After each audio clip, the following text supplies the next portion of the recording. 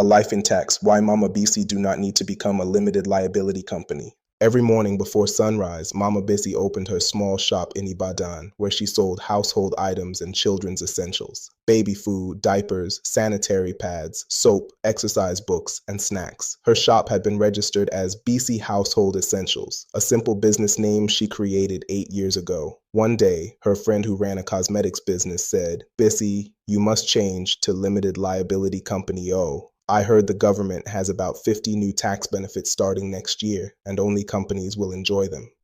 The news worried her. More registration, more cost, more papers. She decided to call her tax advisor, Mr. Thompson. "Sir, is it true I must become a company to enjoy these new tax exemptions?" she asked anxiously. Mr. Thompson smiled. "Relax, Mama Bisi. Let me explain. Most of the tax exemptions were created for people like you." He told her that from 1st January 2026, the government introduced about 50 tax reliefs to help ordinary Nigerians and small businesses. Out of all 50, he said, about 80% are for individuals and business names, not companies. He listed some she already enjoyed without lifting a finger. No VAT on many items she sells: food, baby products, sanitary pads, educational materials, medicine. No VAT on her shop rent, no stamp duty on small transfers. Capital gains exemptions if she sells her personal items. Pension, NHF, NHIS, and life insurance reliefs available to individuals. Lower personal income tax for small earners. Rent relief of up to 500,000 naira. She blinked. "So all these are for me as I am?" "All of them," he replied.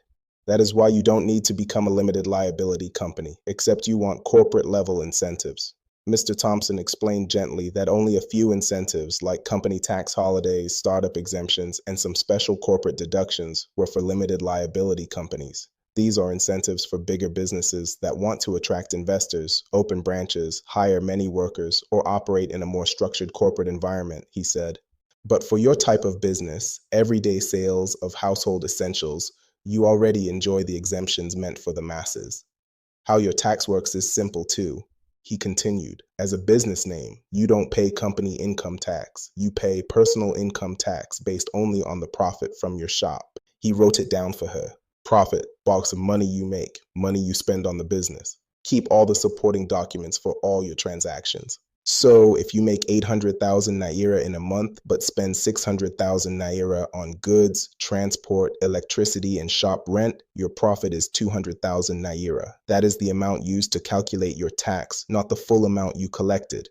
And if you were a partnership, he added, each partner would simply pay tax on their own share of the profit. Very easy. Mama Bisi sighed in relief. The turning point. "So I don't need to change my business name?" she asked. "No," he said with a reassuring smile. "You already benefit from almost all the key tax exemptions: VAT exemptions, stamp duty reliefs, rent relief, pension-related exemptions, capital gains exemptions, PAYE reductions, and more.